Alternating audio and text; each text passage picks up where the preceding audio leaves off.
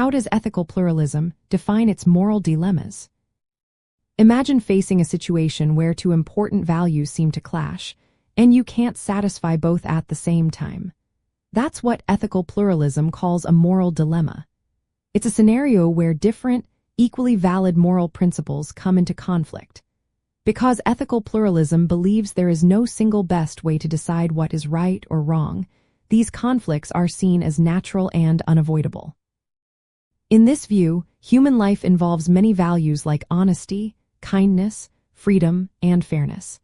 These values are all important but often pull us in different directions. For example, telling the truth might hurt someone's feelings, or helping one person might mean neglecting another. Ethical pluralism accepts that no one principle can always take priority over others.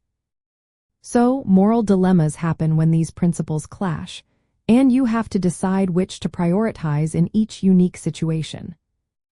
Another key idea is that these conflicts are often complex and depend on the context.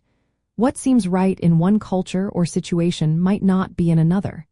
Different groups or traditions might value certain principles more highly. Because of this, there's no single answer that fits all cases. Instead, resolving these dilemmas requires careful judgment, weighing the importance of each value involved. Ethical pluralism encourages us to look at multiple ethical standards rather than sticking to just one rigid rule. When faced with a moral dilemma, it's about balancing and negotiating between different principles.